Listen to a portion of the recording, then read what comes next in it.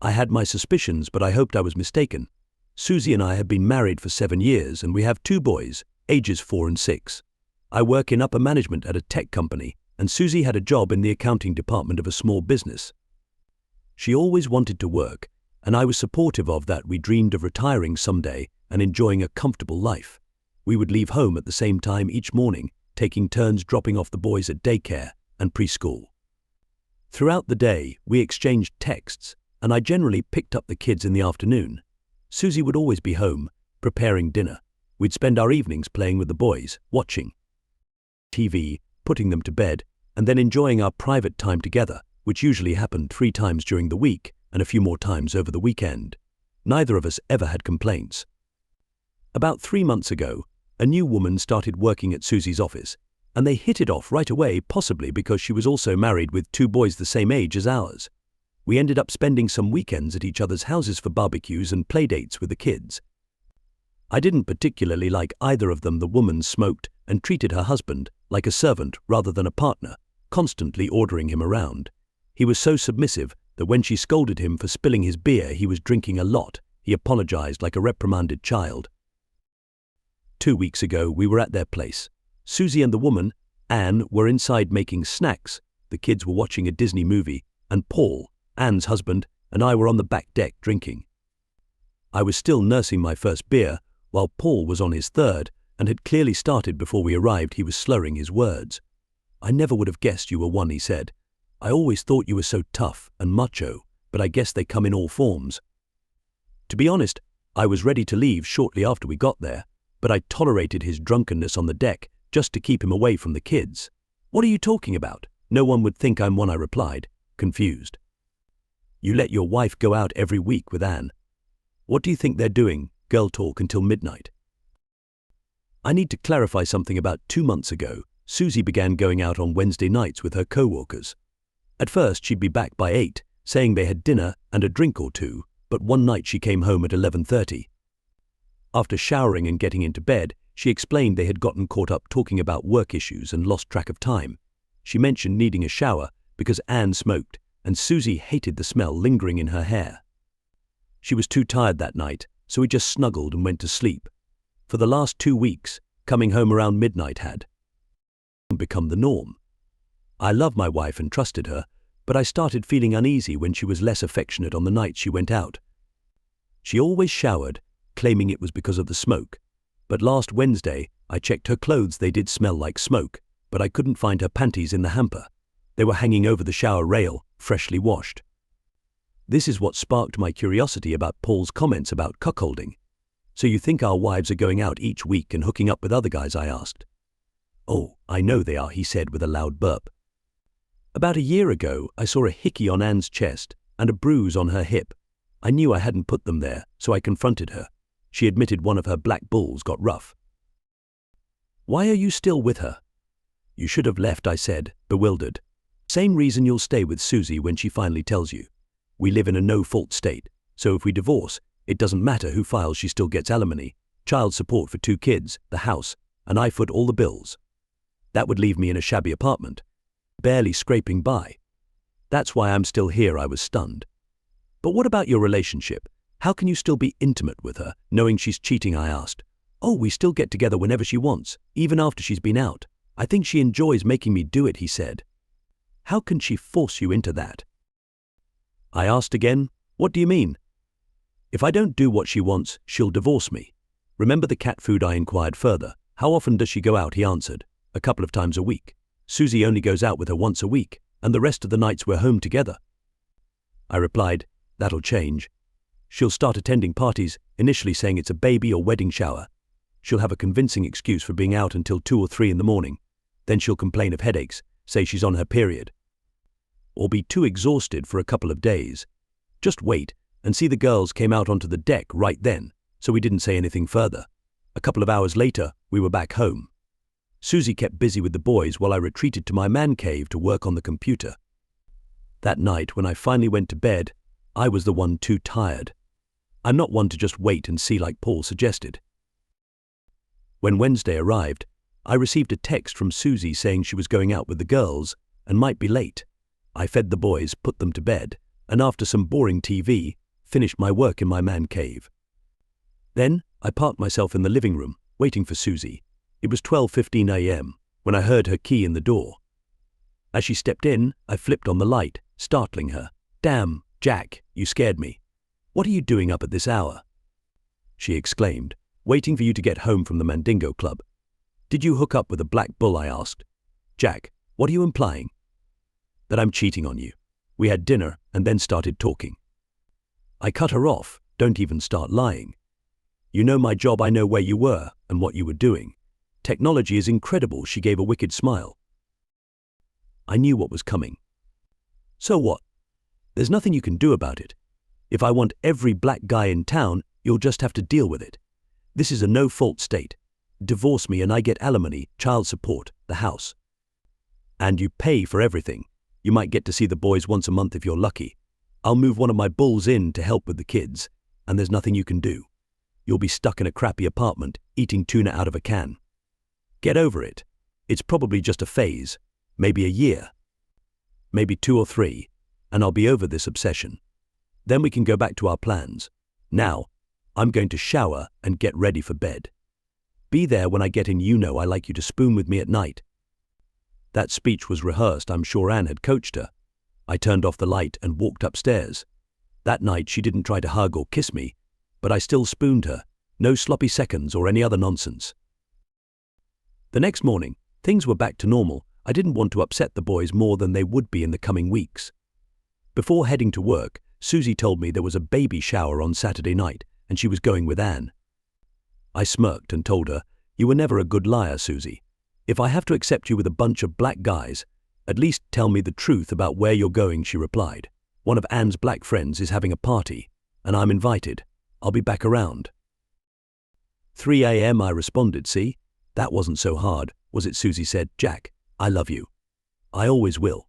This is just a fantasy. Nothing more," I replied. "Susie, I've had plenty of fantasies over the years, but I never acted on them. This isn't just a fantasy, it's cheating, not just on me and our vows, but on the boys too. I have to tolerate it because of the laws, but it's still cheating." She snapped back. "You better change your attitude." "Things can get worse for you," I said. "I'm trying. I just need time. This is all so new to me, but I'm getting there bit by bit." "See you later," she said with a smile. She thinks I'm on my way to becoming her cuckold, but she's wrong. I left work early and went to her favorite lingerie shop at the mall. When Susie got home, I treated her like a queen, drawing her a bubble bath and laying out the new lingerie on the bed. She was thrilled, and I made a big deal out of helping her dress, having her strut around the room like a runway model. I told her how much I loved her and that we could work things out. She came at me, showering me with kisses and giving me an amazing BJ. After the 4th time that night, we finally called it quits. I think I've recorded enough of her to edit it down to about 20 minutes. Just her. My face will be blurred out on Saturday night. I watched her get dressed for the party. She's definitely going to be the center of attention. I recorded her while she was getting ready, thinking I might be able to use that too. She gave me an air kiss when Anne honked the horn. "Don't wait up," she yelled excitedly as she walked out the door. The boys were already asleep, so I headed straight to my man cave to get some work done. It was almost 5 a.m. when I heard her stumbling up the stairs. "Jack, come help me, please." "Sure, babe. Rough night?" I asked. "Anne and I were the only women at the party. There were 8 bulls," she said. "Susie, keep your voice down, or you'll wake the boys," I replied. She was obviously drunk, but I suspected she was also high on something like Molly or ecstasy. I couldn't get her to quiet down. I eventually got her upstairs and undressed, and that's when I noticed the hickeys on both sides of her neck and the top of her breasts. She caught me looking. "They marked me so you would know what I'd been doing. I told them you already knew, but they marked me anyway. Look at what they did," she said. She dropped her skirt to the floor, and above her red landing strip were the words "Black Banana Woman," written in black ink, followed by 8 sets of initials. She turned around, revealing Jamal was here scrawled on her back, with an arrow pointing downward. "It's kind of exciting, don't you think?" she asked. I didn't respond. "Where are your bra and panties?" I asked. "They took them as trophies," she replied. I made her sit and wait until everything that was going to drain out of her was done before helping her into the shower. Worried she might fall, I slipped off my boxers and got in with her. I washed her thoroughly, using the handheld shower to rinse both her front and back. The water hitting her swollen front got her worked up again, and she hugged me, whispering in my ear, "I love you, Jack. You always take such good care of me. I'm still pretty stretched and sore, but let me give you a BJ." Before I could say anything, she was on her knees. She gives an amazing BJ. I'm really going to miss that. When we were finished, I dried her off and put her to bed. I let her sleep in while I made breakfast for the boys. I told them Mummy was feeling sick. It wasn't until 2 p.m. that she stumbled into the kitchen hungry, so I made her some pancakes. She ate, drank a glass of orange juice, listened to the boys for about 10 minutes, and then announced she was going back to bed, which was fine by me. While the boys watched a movie, I retreated to my cave and finalized arrangements with Mr. Mugabe, who had won the bidding. Did you know that over 250,000 girls and women go missing in the United States every year? And I bet you didn't know that there are 6 African countries where slavery is still legal, with active slave markets. The Democratic Republic of Congo is one of those nations, and it happens to hold the world's largest supply of cobalt, used in electric cars everyone considers the future of transportation. Some Africans have made millions using slave labor to mine that cobalt, but you won't hear about that at any clean energy rallies.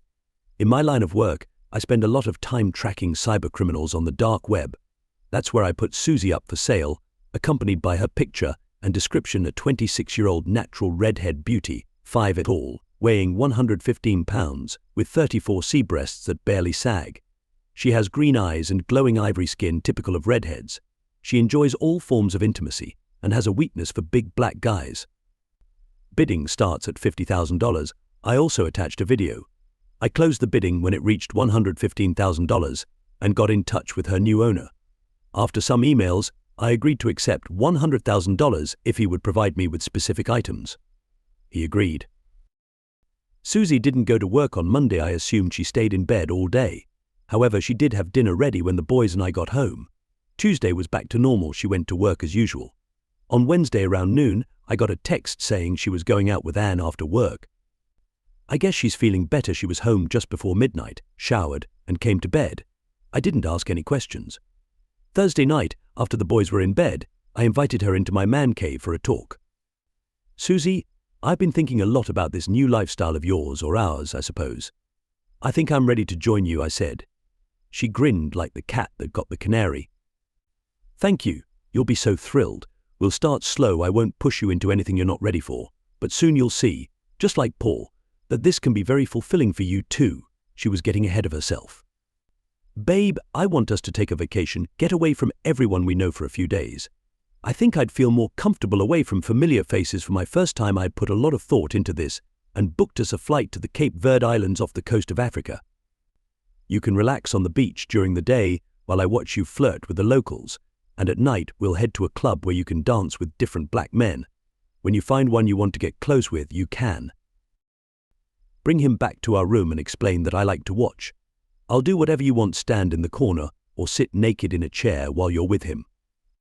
When he leaves, I'll pleasure you until you climax." She jumped out of her seat, sat on my lap, and kissed me, expressing her gratitude. She promised to be a considerate and gentle mistress, unlike Anne, who was so controlling with Paul. She vowed to always take care of my needs, whatever that meant. I wasn't sure. She was delighted that I'd finally come around to accepting things, even mentioning how happy that expletive Anne would be for us. Susie told me there was another party this Saturday, but she wasn't going because she'd be too busy shopping, packing, and making arrangements for the boys since we were leaving Sunday evening. She said she didn't want to be sore for the trip. By Tuesday, we were settled in a 4-star hotel in the capital city of Praia. The beach was stunning, and there were plenty of black men working at the hotel or walking the streets to keep Susie entertained. She seemed incredibly happy, and when I suggested we make love before heading down to dinner, she was all for it. I found her soaking wet. I showered first, then dressed and told her I'd meet her in the restaurant in an hour since she wanted to take a bubble bath before getting ready. No problem. I had some things to discuss with Mr. Mugabe. I found him already in the restaurant, sipping a drink.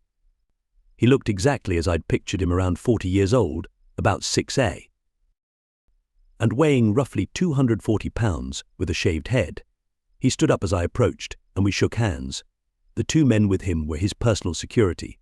He was dressed in what appeared to be an expensive Italian suit, likely worth $55,000, and a watch that could easily cost $115,000.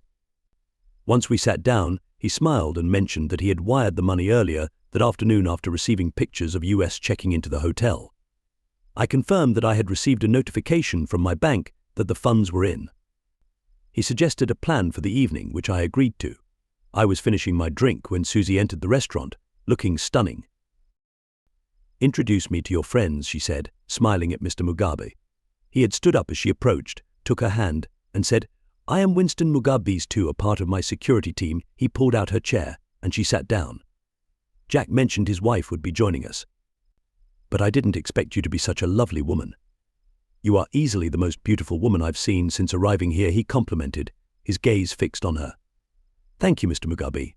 Are you here on the islands for a vacation like us?" she asked. "A bit of both, business and pleasure." "I sailed in on my yacht 2 days ago and wrapped up my business this afternoon. I decided to stay a couple more days after meeting you, and I'm glad I did."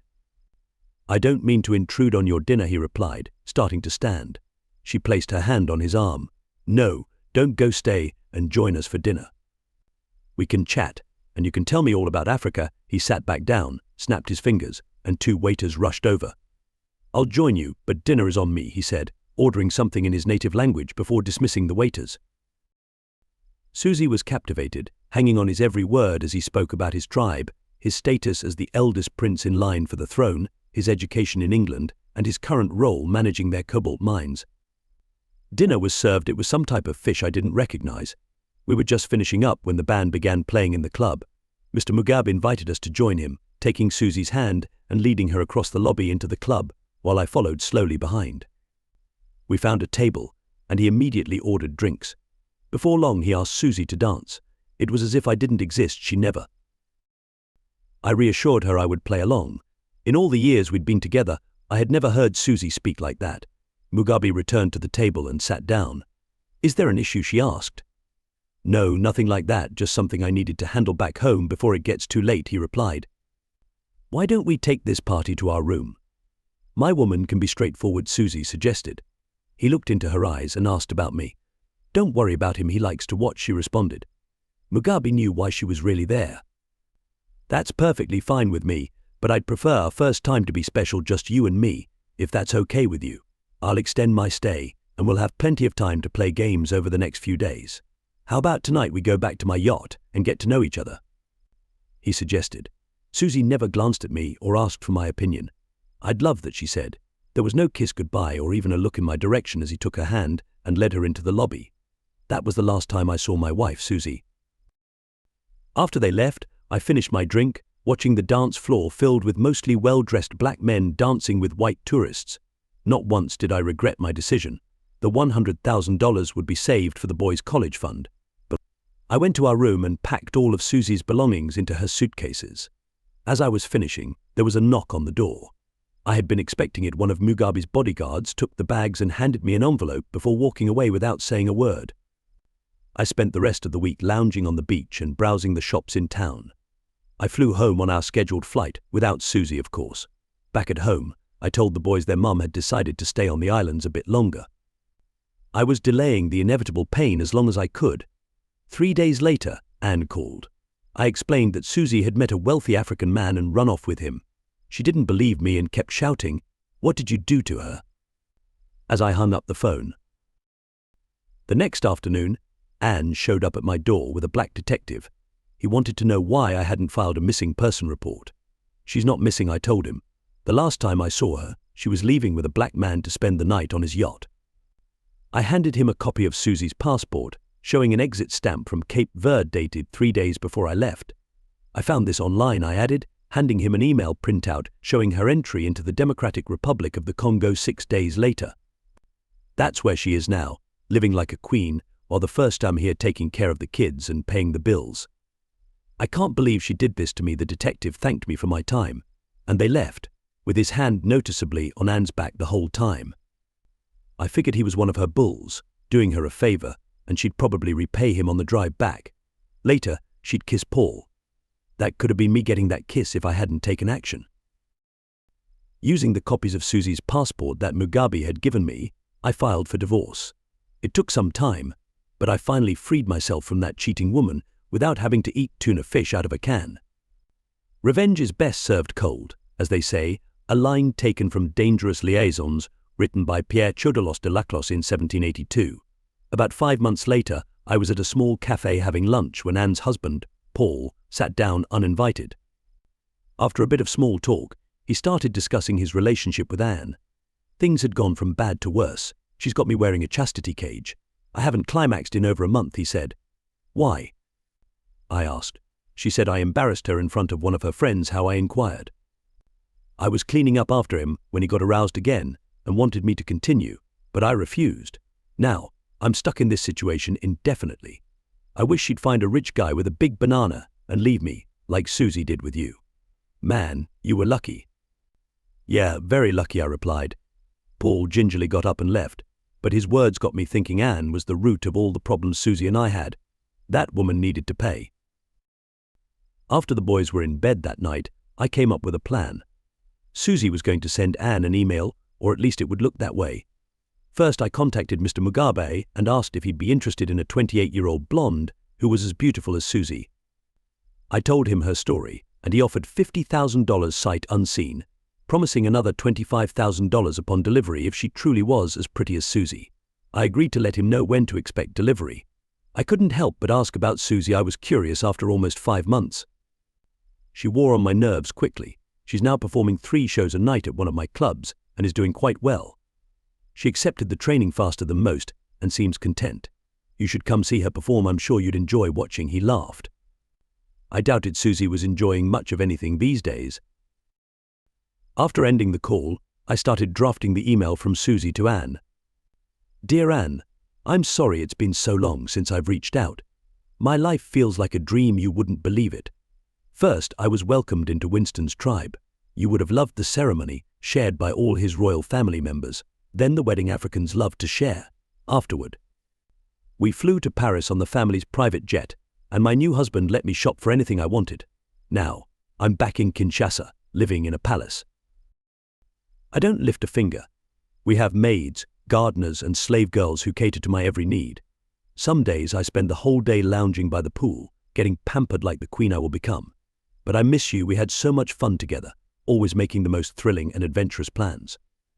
I owe so much to you and think of you constantly. I wish you'd consider vacationing in Africa this year. Leave your husband with the kids and come visit me. We'll take the yacht and cruise along the coast.